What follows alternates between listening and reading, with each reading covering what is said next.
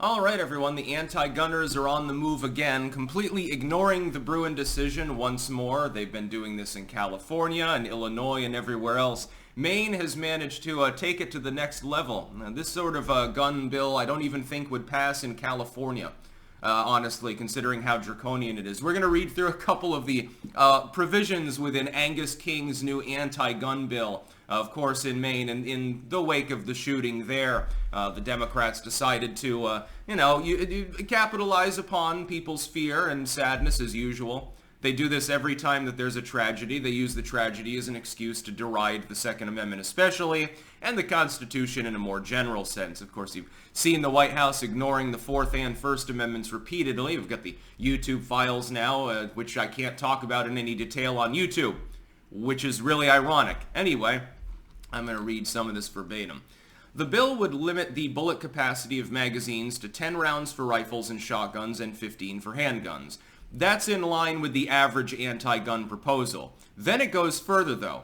It would ban detachable magazines that make it easy to rapidly reload weapons. Instead, the magazines would have a fixed internal component of the gun, and weapons would have to be reloaded manually. So, in other words, even topical handguns and rifles. Virtually all modern weapons would no longer be allowed in Maine. You could have a revolver. I don't know if you'd be allowed to have a speed loader. Would that count as a magazine? You'd have to litigate that in court. And you could have a revolver. You can have a bolt action. You can have an old school shotgun. There aren't a whole lot of weapons these days that have internally built-in magazines and use like an old school clip. There aren't a whole lot of M1s out there, in other words. Most of them use detachable magazines. There are a number of reasons why. If your weapon has an internal magazine and the internal magazine is damaged, well, you ain't using your weapon until you get it fixed.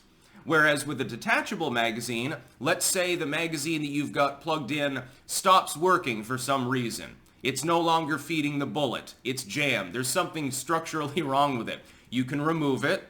Hopefully that part still works, by the way, and put another one on and continue using your weapon. If you're hunting and your weapon malfunctions and there's no possible way to cause it to actually operate because you can't fix the feeding mechanism, you're fucked when that bear is charging you now, aren't you? This would, for example, ban both of my handguns. One of them's a little 6-shot 380, but it has a detachable magazine, so they think that that would be a big problem. The other is the G17. I wouldn't be able to bring them to Maine, I suppose. They'd become illegal weapons. These are topical, highly used handguns. Anyway, are you going to grandfather this in? Because there are an awful lot of armed people in Maine, collectively with millions of such weapons that you would need to confiscate. I don't think it's going to go over so well. Now, I doubt that his proposal actually passes. It blatantly violates the Constitution. It goes further than like California or Chicago. Clearly at that point, people are going to be uncomfortable with it. And Maine may lean blue, but much like Vermont, there's also a gun culture there. Blue New England is different from California or the Midwest or something like that, or a blue city in the Deep South. It is completely different. It's a rural lifestyle for most people in Maine. I highly doubt that they are going to pass it through, especially since, again, under Bruin, any challenge to this bill would, of necessity, need to be upheld because it's so obviously wrong.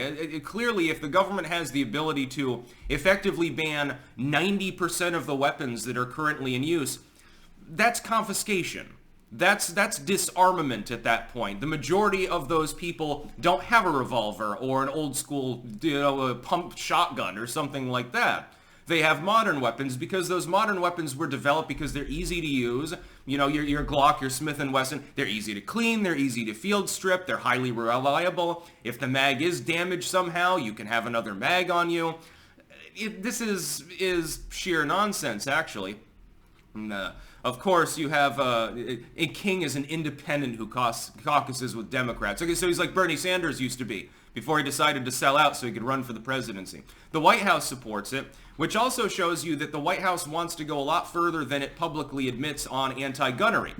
Imagine that you were to push for this on a federal level. This is much more draconian than even the traditional anti-gunnery we've already got. Look, we've got like 5 layers of anti-gunnery already clogging up the system and violating the Second Amendment. What we need to do is peel them back one by one so that we don't have any gun control in the country.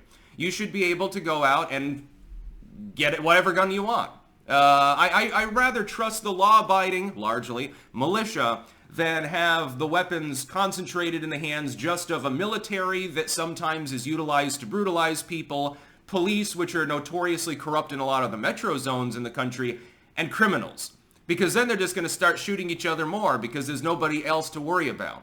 Oh, I didn't break into this home. The cops will take 30 minutes to get here, and I've got a gun, and the occupant probably doesn't and doesn't dare to use it if they do. They probably won't even report the crime if they do have a gun, because then they get dragged off to jail for violating the anti-gun proposals. I can't think of anything more stupid than this bill, though. When you manage to take Chicago gun control and put it on steroids, no detachable magazines allowed? Dude, again, that's most of the guns that exist. I've got several of them. Most people, they have a handgun or a modern semi-automatic rifle. Sure, there's some bolt actions floating around out there. People hunt with them still. And there are advantages to bolt actions as well. Or there can be. But, I mean, you know, most people aren't revolver enthusiasts like I am.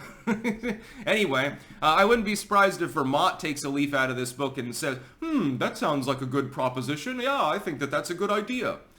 Oh, so, yeah, I mean, how do you manage to take the anti-gunnery in the bluest of blue areas, like even like a fucking Hawaii or something, and manage to make it even less palatable? I don't know what Angusking is thinking. Independent, by the way, my ass. That's about all. Peace out.